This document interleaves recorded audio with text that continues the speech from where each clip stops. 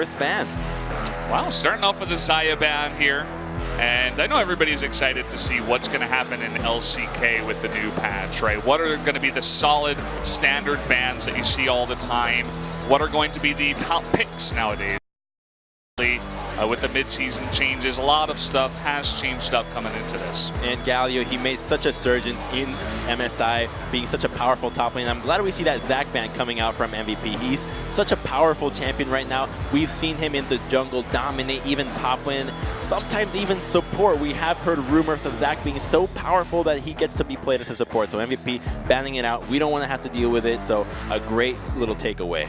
Yeah, also a ban there on Syndra by Jin doing their studying. Ian definitely liking to pick up that Syndra many times in LCK Spring, one of his power picks. And look at that, they're going to ban away Lee Sin from Umti. So you were talking about that focus on Umti, and it seems like MVP has done their research as well.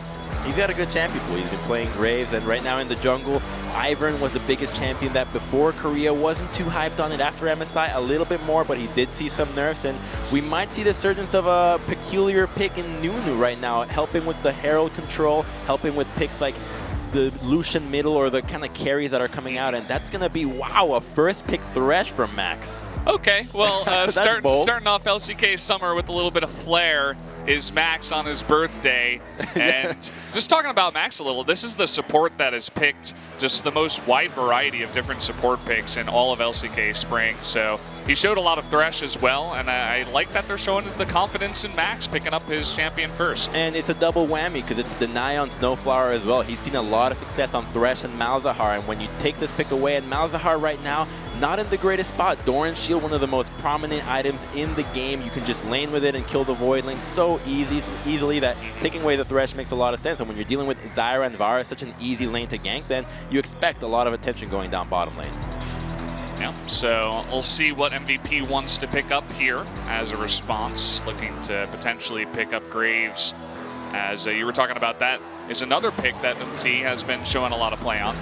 And Graves right now, he did receive some nerfs, kind of a bit of a tweak. His power was really a lot in the base damages, so the base damages did get toned down, but the ratios went up, which means that his late game's going to be a little bit stronger, and if he gets ahead and starts buying those items, he's going to have just as much power as he had before.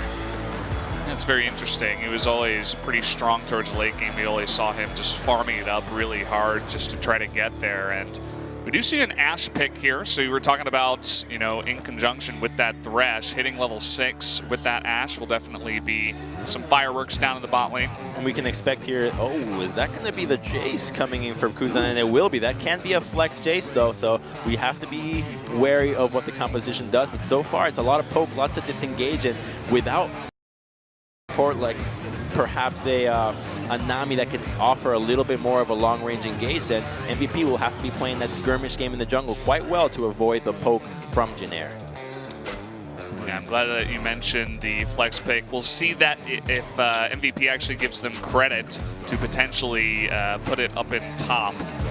Yeah, and funnily enough, MVP will ban out the Nidalee, a pick that does not see a lot of play, but there is a player today that is a huge Nidalee player, so Longzhu is putting in Cuz as their jungler. This guy's rank 2, and he's a really good Nidalee main in solo queue, and so other teams have been taking that pick, and you really want to get rid of it right now. It's a new patch. You don't want to risk these champions that can snowball out of control that you don't have as much preparation into.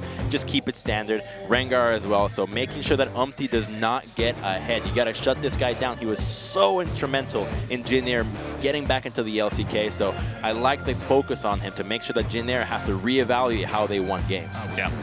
Very interesting. And on the other side for Jin, they banned out both Kennen and Fiora, these two hard-pushing late-game split pushers that really tanks have a really hard time dealing with. So it looks like they may want to throw a tank up in the top lane to deal with that. Picking up the Orianna, the blind pick in mid. And let's see what MVP wants to do in response. Oh, the Orianna is such a safe pick always, and it will be met by the Talia, and already you know what MVP is trying to do. This is just pour everything into the bottom lane. You've got the semi-global from Talia, you've got the Ashe Arrow. Thresh is such a great setup for anybody that doesn't have flash. The Sejuani gets hovered, she can be played, she did see some nerfs and some tweaks, but it will be locked in, and my god, just goodbye Ashe Varus. You guys are in trouble. Yeah, have fun in the bottom lane there, Jin. Not sure what you're going to be feeling, but We do see actually the hover onto the Ivern here, and that will be picked up. So the jungle MT will be thrown onto that Ivern. Cool. And we heard some cheers in the audience, people seemingly very happy about that Sejuani top. Oh yeah, it is Sejuani top. My bad, I got tunnel vision into there. That's Sejuani, yes. She has received the changes to her passive, which gives her such a high amount of resistances. It did get nerfed, but it can lane into the Jace. The Fiora and Kennen being the skill matchup that can give Jace some trouble, and so when you take away the Sejuani, you make sure that the team composition is still rounded out and well enough to engage into what Jin Air has to offer, which is without a tank lineup. So if a good ultimate hits, then MVP can easily wombo them out. Yeah, so what are you feeling about these compositions here? You feel like MVP got the better side of the draw, the pick and ban this time? You know, I really like what Jin Air has done. I kind of favor Jin Air because if you saw how they played in the promotion tournament, they really relied on the early game getting ahead. If they had pushing lanes, they were able to succeed. Is not so great, the bottom is, and the top lane is as well. And if that gives enough room for Umpty to feel comfortable with countering jungling, to just go in there and get what he's been doing so well for the past couple of weeks, and I think that Jin Air can easily close out this game. They have improved their macro, and MVP, that's what they struggled with. They focused so much on kills. We saw it be really apparent in their 3-0 loss against KT that I think that even though Jin Air got 2-0'd last split, this could be a redeeming chance against him for MVP. Yeah, they've got a lot to prove here. You know, they got down there, I think it was 9th place, down at the bottom of LCK Spring. We're not looking too good. Lost to basically everyone except teams like BBQ, teams like Kongdu. They go into promotions, look really good, and they're here to fight in LCK. So is MVP. You guys can see the final lineups here. And we're going to jump straight into match number 1 of LCK Summer. It's me, Valdez, with Crumbs. Let's get into it.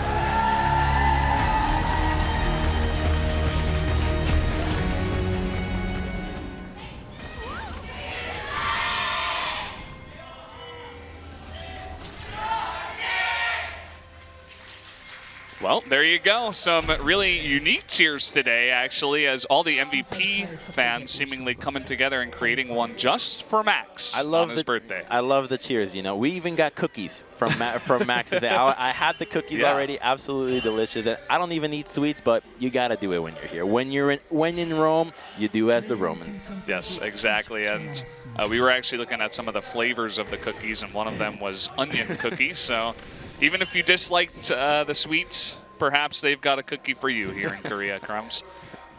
I'm not an onion kind of guy. But I do have layers to myself. That's true, that's true. Oh boy. Well, this is going to be fun. You know, new season, new games, new caster, things all new here at Spo TV. We even have a new host on the analyst desk, which you guys didn't get to see. You can check that out if you watch the Korean stream, but she's been changed up as well. We have some more surprises for you guys later on tonight as well. Not going to mention too much, but perhaps some new faces. And just a standard opening happening here. If you saw in the mini-map, Ixu was warding his own red buff in defense, but a blue ward did go into the red side jungle. So now MVP gets to scout out where the Ivern is starting. They get to map out the route, and if Beyond feels comfortable enough with invading here, then they will be able to shut down Ivern. He is quite susceptible to being counter-jungled early, and he will have to smite away his blue buff to make sure that he's not going on such a greedy path. Looks like he's going to head right to his red, and actually those wards over there did run out, but they know he's on the right side starting that blue. Interesting to see the Sejuani up in top. I haven't seen it too much in pro play. I just know if I duo with my friends, they always get crushed by a top lane just because they don't really know the new changes. And she can definitely be very surprising if you haven't played against it too much. And it's also a lot easier to get by in the laning phase if you're one of these tanks against one of these heavy harassed lanes like the Kennen, the Jaces that can auto you down and really whittle you out of lane quickly on. The Doran shield, the regeneration is so obnoxious to deal with that. You can get away with picking a lot more scaling compositions, and so you can expect those champions to be really heavily prioritized, and when you combo it with the likes of the Ashe, the Talia, and Graves, just so many carries, you get yourself a lot of DPS later in the game. Ooh, nice bit of trading here by Ian. It was looking very Kuzan favored before once it hit level 2, but just getting knocked up there. And Ian hitting that level 3, putting on the pressure.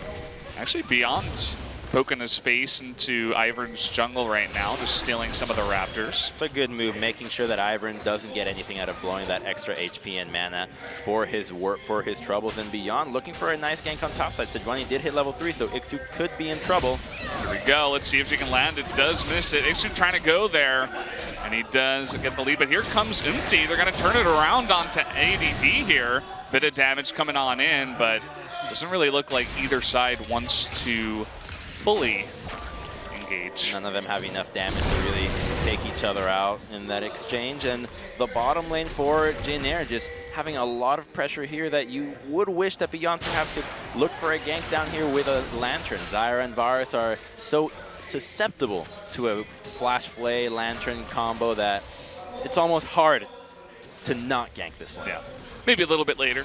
They want to make sure Max doesn't look too bad on his birthday. Want to set up the easy gank. Maybe they'll wait for level 6. I mean, you know, if you played with a birthday boy on your team, you're kind of a little bit more inclined to listen to his calls. So whatever he says will most likely sway the way of MVP a little bit more than on most days. You gotta feed the birthday boy, make him look good. I mean, he usually is the shot caller, if I'm not incorrect there, for MVP. So. Well, it would make sense that they do listen to Max. They do well, you do have to listen to your support. I mean, your job as a support, you got to sit there in lane, you prep the last hits, and then you start mapping out the plays. You time your cooldowns. If you're not making shot call plays as a support, you should probably reevaluate the way you're playing League of Legends.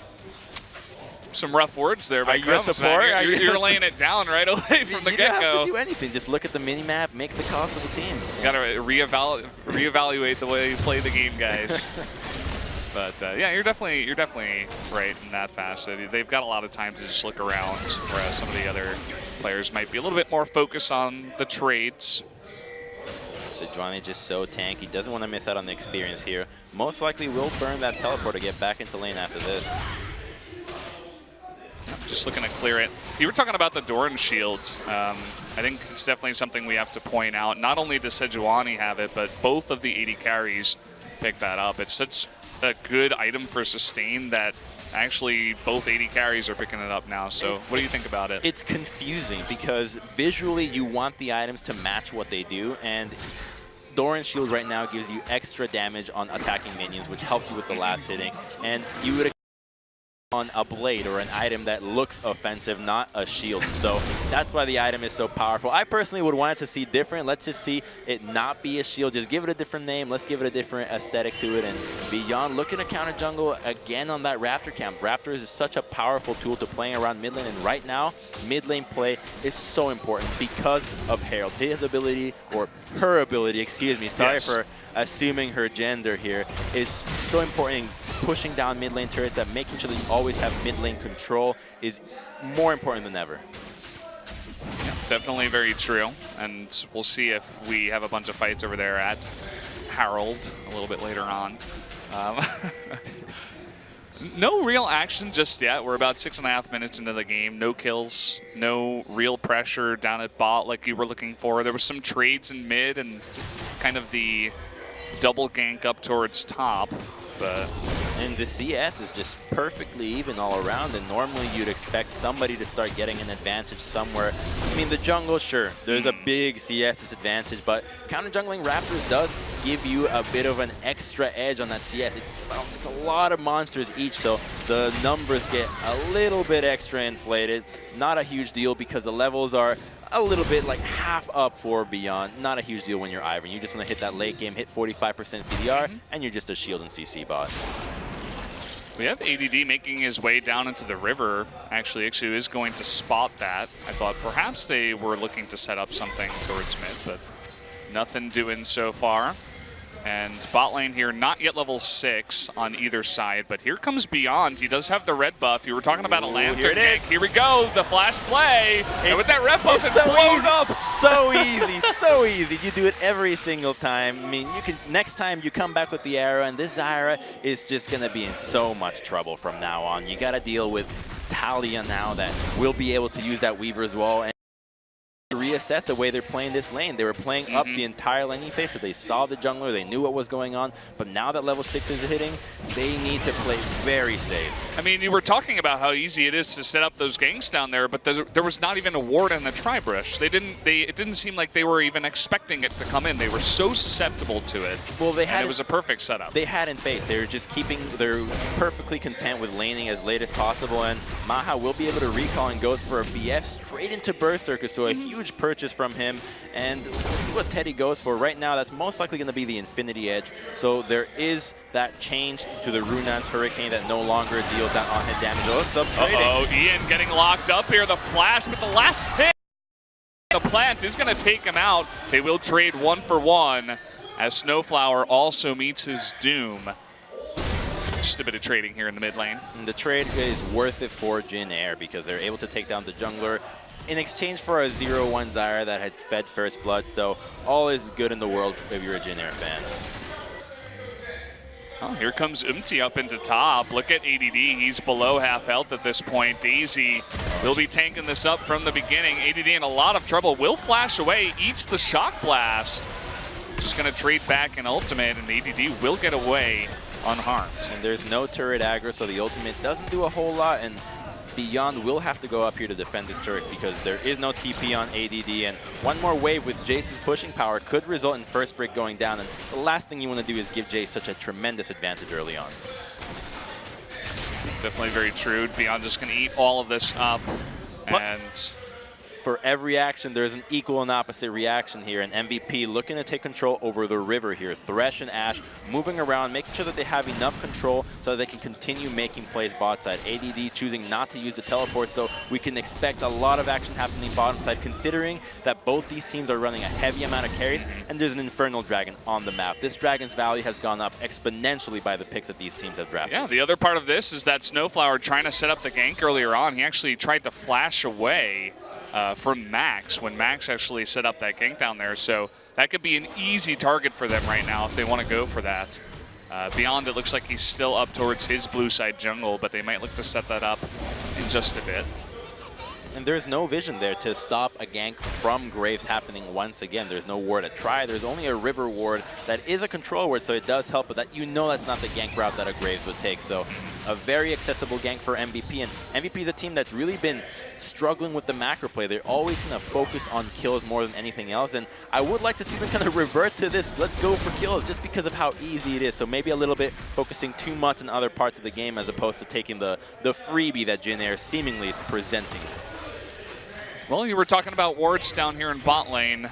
The one crucial ward that Jin Air had is now gone. So they're totally in the dark. And Beyond, he's just going to take this opportunity to begin soloing the Infernal Drake. Ian will make his way over, and that is just going to go over to MVP for free.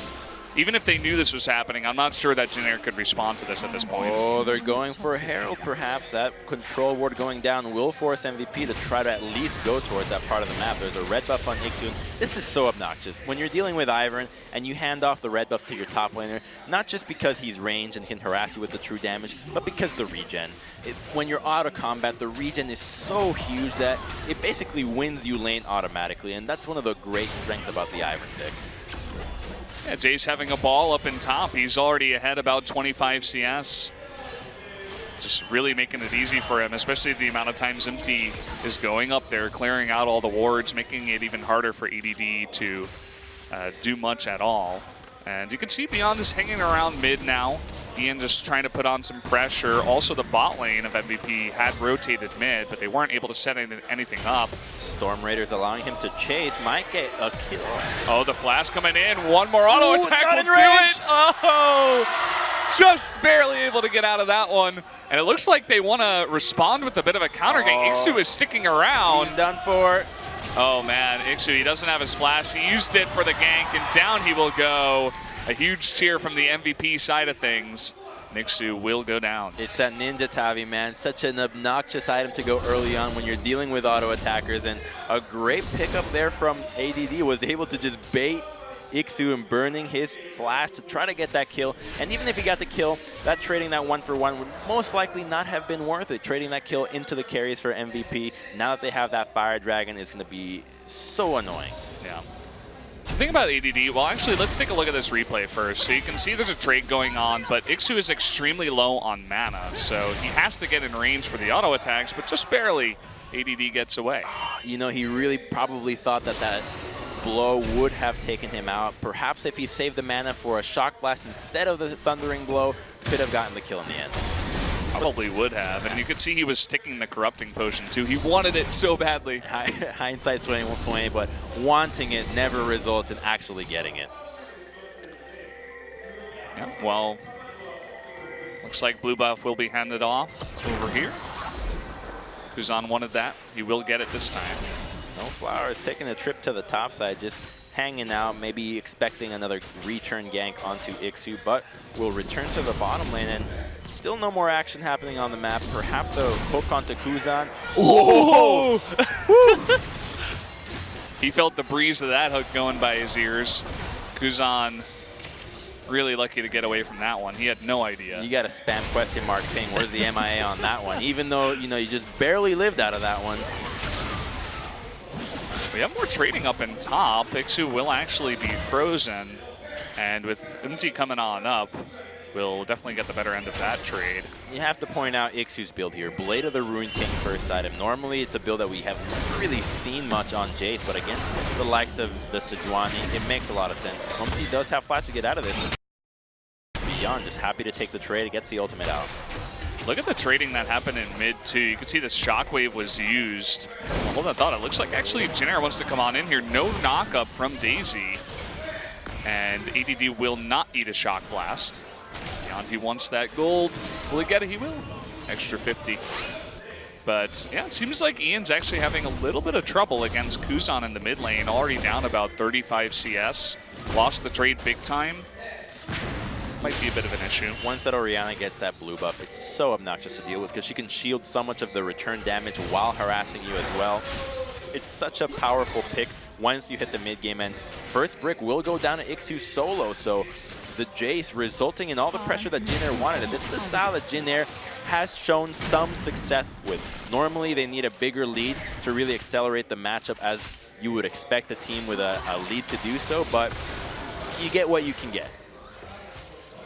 Yeah, it's pretty good for evening out the gold score, at least. You can see that they're only about 500 behind. The real big thing is that MVP was able to pick up that Infernal Drake.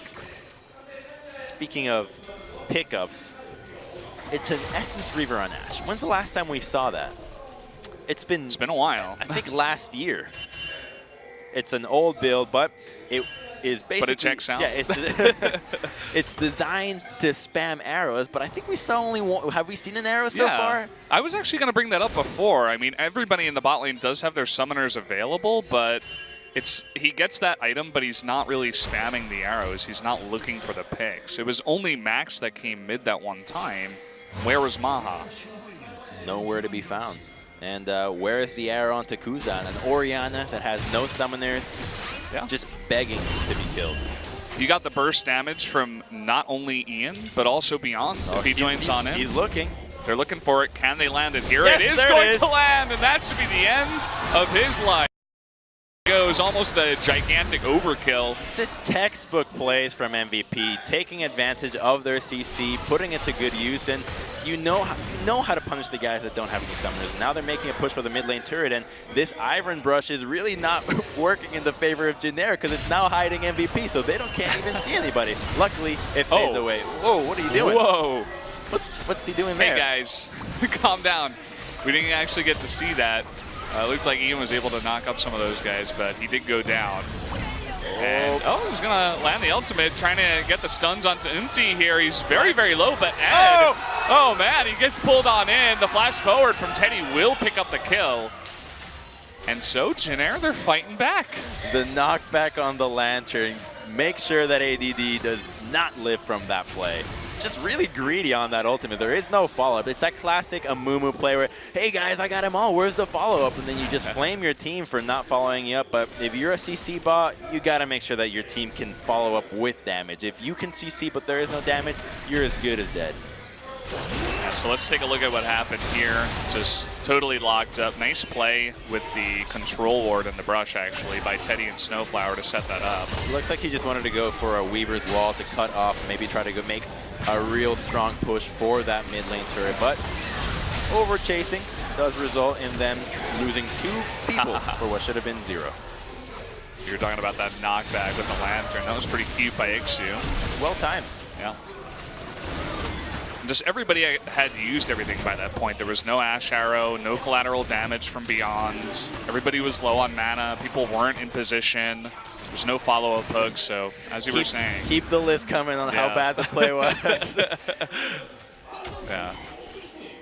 Well, ADD getting a little bit too far ahead of himself. But they will get an Ocean Dragon for their troubles, and that Ocean Dragon. Well, okay, so Ocean Dragon, you know, gets a bad rep, and I agree. I think if you do the research on the numbers, it's not the most powerful dragon. But when you're a poke comp, that is what Jin Air is dealing with. It does help, right? You can have that extra mana, you can poke a little bit, you can stay in that sustain a little bit longer, and now that the second one is going to be that Ocean, it gets to add up. So these dragons will matter. It's not the Clown Drake. Yeah, we haven't seen one of those yet. Hasn't shown its face, just a little bit embarrassed so far. Nobody, get out of here. Nobody wants to see it. So MVP really trying to force this mid lane turret. Once they can break this tower, the map really becomes there. And another position for Maha, looking for another arrow. There's still no flash on Kuzan. Oh, the shockwave actually just used to try to clear the wave, but they're still going to pick up the turret, so nicely done by MVP. Perhaps Kuzan trying a little bit too hard to clear that out. And in 25 seconds, we get to see the most sad thing happen in League of Legends. It's Harold going to take his own life. Can no longer stand the presence. Poor Harold, man. So sad whenever that happens. We just try to help him out and try to incorporate him as much as possible, but you just can't save some. Yeah. The older sister, the Baron, comes on in, takes his place. What are you going to do? What gender is Baron? I think it's a female as well. Really? I think so. Would you think they're related? I'm not a lore expert of League of Legends or anything like that, but from what I've heard,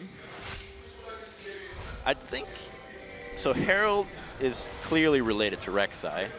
Okay, yeah, I can see it. Look-wise, but Baron more of a standalone. I'd imagine that.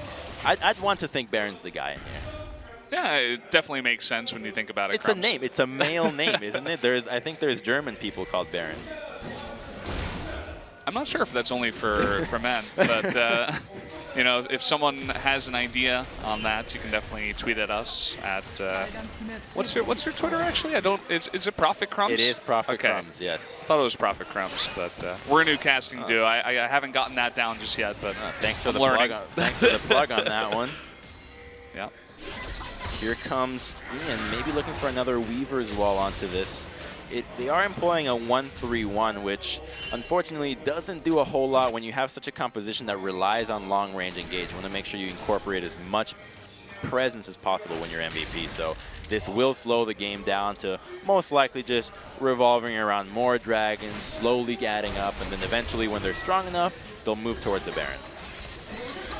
Speaking of moving towards Baron, there's a couple of recalls right now by Jin Air, and lots of members of MVP around that Dragon Pit, or rather the Baron Pit. Not going to go for it right now, of course, but definitely taking control of it. It's their territory for now. And post 20 minutes, even though if you can't do Baron, you still want to have control over it because it's the best objective that you can get at the time. And if your opposition makes a mistake, oversteps somewhere, you get a pick, then you're in position to get the biggest reward possible. And that's what MVP really wants to do here. They want to make sure that if Jin Air plays that slow and kind of grueling game that they often do, then they can just say, you know what, we're going to go take that Baron and accelerate the pace the way we want to.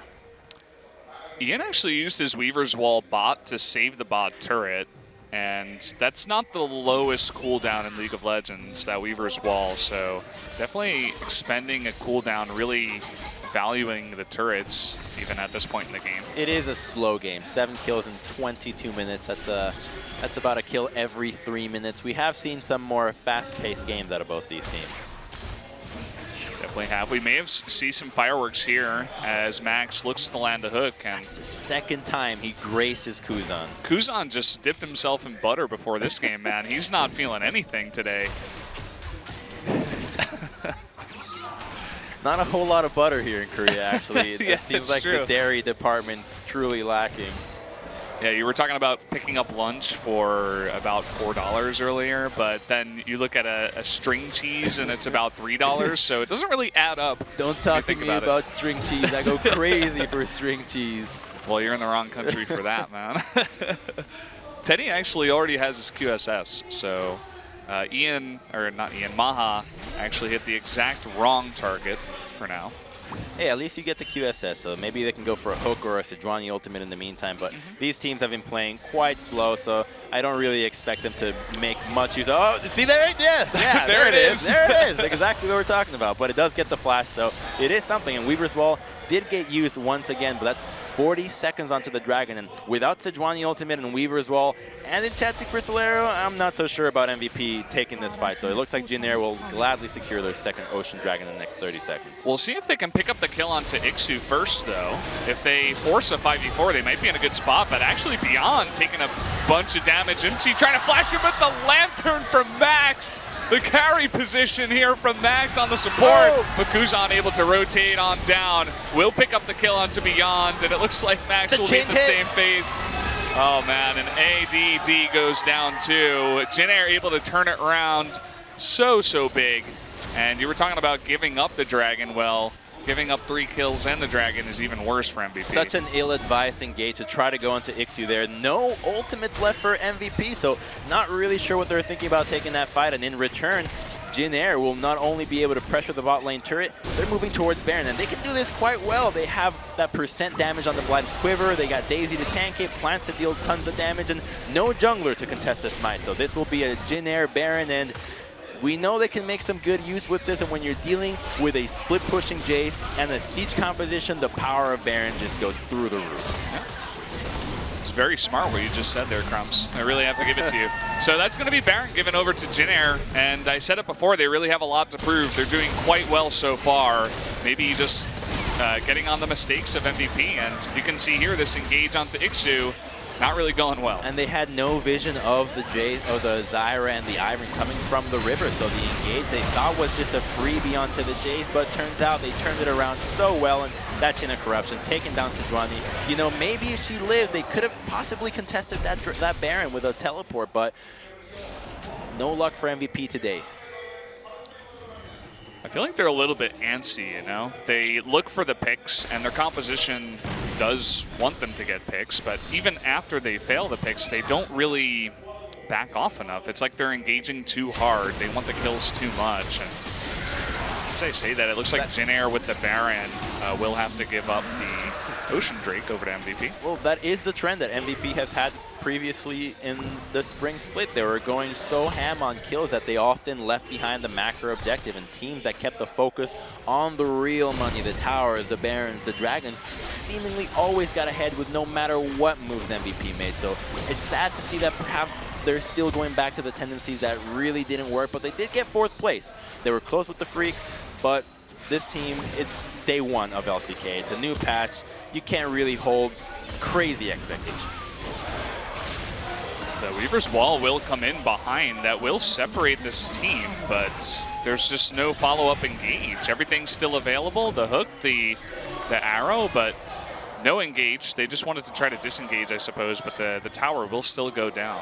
But they're not losing a whole lot. You know, one turret, even the mid lane turret, is not a big deal when you're dealing with a Baron. The save from Ashe, going to the bottom lane from Maha, making sure that Jace did not get that turret, really slowing down that Jin Air Baron. And you'd want them to go for a crazy siege, maybe look for as much gold as possible on the map, but you always have to consider the threat of a Sejuani flank. That teleport, if a good ultimate hits, they're so in trouble. No tanks to protect from them, and they really have to keep that in mind because the game is 3K difference, and that difference at 30 minutes doesn't mean a whole lot. Well, I'm sorry to disappoint you, Crumbs, but we have a Clown Drake coming up next. So not the most exciting Dragons we've ever seen here in LCK, and they're trying to make a move on to Ixu. That is super long How range. did he hit that? They have so much time to pick up this kill. Poor guy. Oh, Maha, the Korean sniper, such great accuracy so far. That pick onto Kuzan, the one onto Ixu. Just, man, you want to see this guy use arrows more and more because that Essence Reaver, I wish he was using arrow all the time. What could he have done? The possibilities are endless here. Well, he's trying to make up for it here in the mid-game. That was a pretty sick arrow from downtown. Whoa. Perfect angle, right on target. That was a hitbox of Ash arrow kind of thing. That was straight on point, hit him right in the face. It's all about the angle of the dangle, and he's got it down. Drew Dangle's coming out here in LCK, Crumbs. And MVP is looking for that standing gold on that last tier 1 for Jinair. You can see that Talia is making her way topside. Ash as well. She does have Enchanted Crystal Arrow, and maybe she's got her sights set on somebody else. Jinair is not in position to respond to anything else, so MVP could be looking to pick off somebody else, and it looks like they've got their eyes set on Ixu.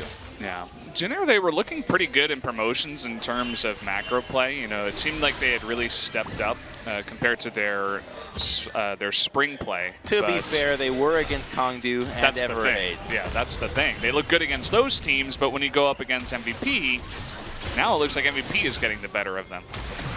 And they have gotten the better of them twice before. In the spring, they went 2-1 in both games. And the games, even though they did favor MVP, they went long, they were bloody, they were messy, and you could say that they could have been anybody's games. They really did rely on very late-game team fights. So this time around, it seems like it's no exception. These two teams seem to play the exact same way every time they meet. It's only fitting that your first series cast here, Crumbs, is a Jinair series. It's definitely one of our longer, more drawn-out series in LCK. It's an honor. You know I go for the long ones. And if you're wondering, and you haven't really checked out the new patch, you're wondering maybe why does Talia have a Banshee's Veil, and why is there a pink item on Sejuani? Well, the pink item is the adaptive helm. It's in the deal. It reduces damage of subsequent spells, and it does help when you're dealing with champions that stack up spells after spells, and it makes her tankier, right? You just want to be a tank when you're Sejuani. You're really not trying to deal as much damage as possible, and she's all about that engage. The CDR, the Ninja Tabi, the Righteous Glory, and as for the Banshee's Veil, well, it got changed. It's now an AP item. They really want to make sure that the APs have some more diversity in defending themselves, and that's exactly what that's going to do. A Weaver's Wall might do absolutely nothing once again. These walls have it made those Raptors really uncomfortable there. You see that? These walls have been... you got to rethink the landscaping here. Ooh, well, forces out the flash from Umti. The arrow will go wide. And, well, especially when you're going Essence Reaver, trading arrow for flash is always a pretty good trade. Yeah, and the Ivern is a good guy to get the flash. He has a lot of playmaking potential with that flash bruise, the flash shield, but most of all, he's really squishy. And we see Ivern get so overconfident all the time by thinking, oh, I'm a tank, I'm a jungler, maybe I can step up, but no, you actually get killed very quickly. Redemption has not a real tank stat, and the jungle item, because it's not completed, also doesn't really make you too tanky, and he does go for that Knight's Vow, and he's most likely syncing that up to, can we see who he connected it to so far? Could be anybody, really. The Jace, the Orianna, lots of good targets. We got Baron respawning here in about 35 seconds. And so far, there's not too much vision over there. It looks like MVP has one control ward. So we could see that come into contention in just a bit. As I said before, Clown Drake is coming on the map as well. But I don't think either of these teams is going to make a big move towards that. Yeah, it's a 32-minute Cloud Dragon. Not a big deal. Junior understand. They got the eye on the money. They're moving towards the Baron. They're starting to clear out vision. And it's really great for them to be here right now because there's no vision from MVP, which means that they will have to be using Scrying Orbs, that Ash Scout, the Crystal, the Scrying Orb to make sure that they can see what's going on around Baron, but the preparation not there just yet, not feeling too comfortable to try to make a move and force MVP's hand, and so they will get that Cloud Dragon for free, and another Weaver's Wall used to scout out. Yeah, just poking its head in, not doing much else. Cloud Drake goes over to MVP. Elder is up next. That could be a Junior quote right there on these games. Not do. Just chilling. Just chilling. How do you like to play League? Just chill. Just, yeah. I get a couple of kills and I get exactly 3,000 gold ahead, and then I just chill for about 20 minutes. And later on in the game when I have 6 items, then I like to fight, but not before that. It's like everybody's a Nasus player. They just like to complete their full set of items, you know?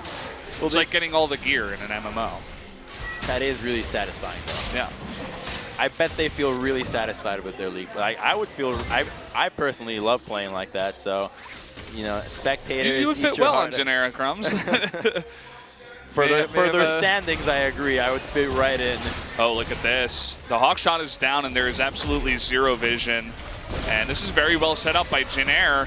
It looks like Beyond will attempt to come on in, but I think it's too late. The root comes in, and they're just going to pop him like a bug. That will be the Baron going over to Jin-Air at the same time. Great move. Just no respect for what Jin-Air can do there. There's no vision at Baron. They don't decide to try to push in, and Jin-Air take full advantage of the situation they created. When MVP decided to go for a 30-minute Cloud Dragon, Jin-Air said, no, we want to go for the Baron. We got it one time. We're going to get it the second time and make sure we can get the most out of it. And right now, they're poised to go for a base turret here. And if MVP doesn't respond properly, it could even be an inhibitor.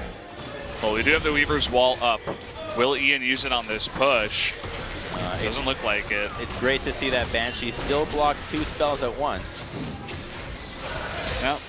We do have the hook here and an arrow coming out onto Guzan, but where's the follow-up? There's absolutely none. And that just weakens their defense into this push. Jin-Air will feel more comfortable staying in here because the arrow is down, and Ixu continues to push here, but ADD has to make up his mind. Does he answer bottom? Does he help top? What does he do? But Beyond is going bottom, just all over the place for MVP. Now, you have another hook miss. Even if it had hit, there's really nothing they can do at this point. We do have Beyond going in on Ixu. Collateral damage will not be enough to take him out, but this push up and top is the real story. The Weaver's Wall will come out. And with no possible response, there's a TP. Here she comes, the TP in from Ixu. Might be a little bit late. Beyond taking a ton of damage in the back line. Teddy just holding up that front line. Here comes ADD. Does land the big ultimate, but Ian with not enough damage to follow up and actually take out anyone. Only Snowflower will go down in the exchange. He's so late. The only ward he could TP to was so far back that when he got there, no follow-up on the ultimate. And Jin-Air, while they're unable to get the inhibitor, they're pretty happy with this. They're able to really put a lot of pressure onto MVP. They forced out the teleports out, and that means that next time they go around, this will favor Jin-Air even more because somebody will have to answer the Jace. And if you don't have teleport, you can't make the play that the 5-man team is supposed to make. I can't believe Beyond didn't die there. He was so low. Max just carrying once again. And as you were saying, ADD, he lands it onto 2 members, but that's about it. In real time, Guzan. Uh-oh. Trying to trade back onto Beyond. It will not happen. Another missed hook. Had he hit that, Teddy might have met the same fate, especially with Maha nearby with the Enchanted Crystal Arrow. So MVP, they're really trying to punish Jin-Air for that push that did not get the inhibitor. They will have a lot more room on the map now. Going for that siege, but take a look at the top side. Jin-Air, they're most likely going to be able to secure that inhibitor. They're trying to just force the map to say, we're going to just 5-man, we need to make our moves, but Jin-Air is happy to give up this turret in exchange for a top lane inhibitor. This Jace is just doing so much work right now. I love the cheer from the MVP side when they get that tier 2 turret, and then everybody realizes, oh, Jin-Air, they just got an inhibitor.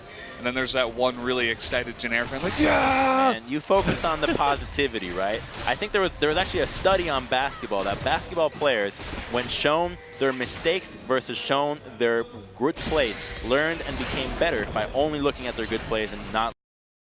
Yeah, positive reinforcement, man. Exactly. It's been around for ages.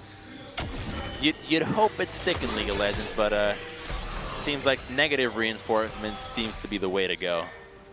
Well, solo queue spilling on over, perhaps. Either way, MVP really in kind of a bind here. They are down about 6,000 gold. They have lost their top inhibitor, and they just seem to continue to look for picks, but MT's being very careful, setting up his brushes for vision. And they still have the Baron, so they're attempting a push down in bottom lane. Ixu was able to poke it down a little bit, but as I say that, the Baron runs out, and they will not continue to push. And all Jin-Air has to do, there is QSS, but no flash. Yeah, and They do land that slow. There's the arrow. It looks like onto Snowflower, but Ixu jumping on in will take out Max, and MVP just doesn't have enough follow-up. They don't have the damage, and everyone on Jin Air will survive, and they get another turret. Oh, and they keep playing the same way, going for the engage, but the damage dealers are nowhere to be found. The smite takes out Daisy right away, but Jin Air is perfectly happy to stay on this push. The next wave is coming. Lots of ultimates being burned down, and once this wave hits, the damage reduction on the turret will be nullified, and with so much pushing power, this is likely to be the second inhibitor for Jin Air. Not much that the three members of MVP can do at this point, and Ixu is already making his way into bot. They push that lane up before they even win for the fight, so it's in a fantastic position. MT is getting a little bit low. Getting frisky here. It looks like they don't want to take the chance. They have to respect the ball. The Orianna ball is hiding in the brush right now, but it's good that Ixu's pushing down bottom, really forcing MVP to decide to defend mid or defend top or bottom. Oh, through the goalpost. No stun from the arrow, and Jin Air gets out scot-free, and they take out a second inhibitor. 3 points, and now there's an Inferno or an Elder Dragon coming out. It would be incredibly greedy to go for this, and that's the only play that MVP can go for right now. They really have to force this Dragon and try to get something in return to stall this game out, because they absolutely need to buy time for these inhibitors to respawn, because when you're dealing with 2 inhibitors down, it's so easy to just end the game. So here we go. This is going to be MVP's real chance. They have 3 Elemental Drakes so far. Ixu is trying to get frisky, and actually MT is going to engage by himself. Uh-oh. That's a bit of a mistake, coming in way before his team, and they land the stun onto Kuzan. He will be gone too. Here comes Ian in the back, the double knockup. Beyond wants to follow up. Teddy trying to trade. He's trying to be the huge hero for Jin Air right now. He does get Ma extremely low, and Ixu is so strong. Oh man, he is able to take them out. The Guardian Angel. No mana though.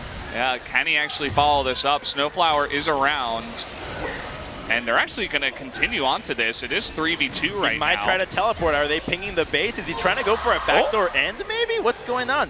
He's TPing. Where is he TPing to? It's the base. He's going for the end. He's going for it. Jace, he can take out turrets so incredibly fast. Is there anyone to get there in time? Looks like he will get one Nexus turret. The recall from Max is the first one to get there. That's one Nexus turret. The Elder Drake does go down to MVP, but look at this, the second Nexus turret. Ixu, he's tanking it right now. He's gonna take out that second Nexus turret. Will he go for the Nexus? Only Max is there right now. He's gonna jump and actually trade with Max. It looks like he may be able to take him out. That's gonna be GG. Oh, he gets it. Unbelievable. Well, he dies. Oh, picture perfect ending. Oh, that is so cool. Jin Air, they take the first match of LCK Summer in really flashy fashion. You know, we didn't really talk about Ixu too much, but Sohan, a sub, had come in multiple times because Ixu was not performing, but today on the Jace, man, he was lighting it up. Yeah, he was rocking it. He had a pretty easy laning phase into this Sejuani, great atomization, and really just put Jin Air on his back. So much pressure, but the undecisiveness and lack of coordination from MVP's engage was really their downfall. They're unable to find enough damage with their CC, and so Jin Air just took full advantage of it, and you saw them play the map out quite well. They took control of Baron 2 times, and MVP really need to reevaluate their macro play. Yeah. That's what haunted them last split, and it's sad to see it not be fixed for this one. Yeah, and we were talking about the damage follow-up. The Sejuani, for me, was not all that impressive. It felt like it landed a stun, it did a bunch of CC, but then it kind of just died. I don't know how you felt about it, Crumbs. No, I didn't like it at all either, but you're put in a position where there are picks left in the top side, but when you're dealing with such a powerful pick that just really abuses a lane, and then he has the Ivern to back him up, it's really annoying to try to handle that.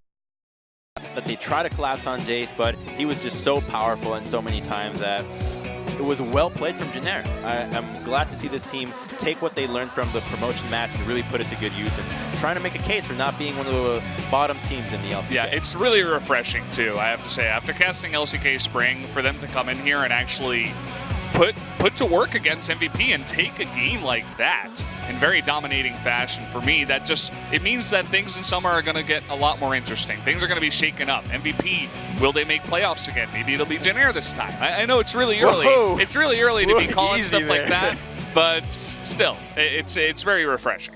Here's Ian with the face check, the control ward. Here he goes. Easy. Super easy. I think I could have pulled that off, Crumbs. Yeah.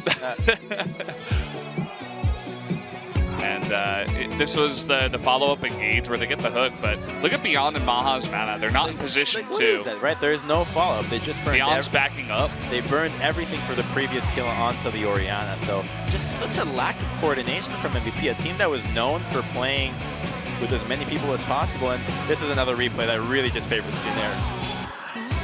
Yeah, they go for this again. So many of the cooldowns have been used by MVP, and then they go for the engage, not realizing how close by the rest of Jin was. This is just a disaster. A total 3 for 0 in favor of Jin. And the chains of corruptions that get to spread hit ADD there, and just unfortunate. And Jin turned this one into the first Baron of the match, and ever since then, Jin seemed to have a firm grasp on it. This one was just that freebie. They literally just walked into Baron, and MVP decided to trade Cloud Drake for Baron, and not the trade you want to make pretty much ever. I didn't actually get to see how many scrying trinkets they had, but maybe they were all down plus the Hawk shot, but either way, they just had no idea that was happening. And here we go again. I think this is where Sejuani comes from behind, but it's just late. Beyond, he doesn't die, but he gets extremely low, so he has to back off. And the thing is, and then right when he comes in, there's no damage. Exactly, they're retreating. There's nobody else, and it's even more emphasized how poor this engage was. Before the Sejuani got there, the Ash arrow was blown with, once again, nobody there to follow up with. So MVP, they either have to reassess their plan, the way they're playing the team fights, or the composition just not working with having to put so many pieces into one synergistic puzzle. Yeah, so taking a look at the result here, you guys are seeing this correctly. Jin did win the first game against MVP. And let's take a look at the damage. Really, the Ixchu's show. He had a really easy lane against the Sejuani, and he was just lighting him up. My God, 4.5K out of an Ivor, and I don't think I've seen the damage that low in a while. But he did do work. You just have to spam shields. You give your allies regen or shield with your Grail. Yeah. You give them health. You got redemption. He's literally the Jan of the jungle. We were talking about how there was really no follow-up from MVP, but also that Ivern pick helping out a bit with the survivability in a lot of those team fights. So guys, we are going to take a quick commercial break. When we come back, game number 2 of MVP versus Jin. Tell your friends. We'll be right back.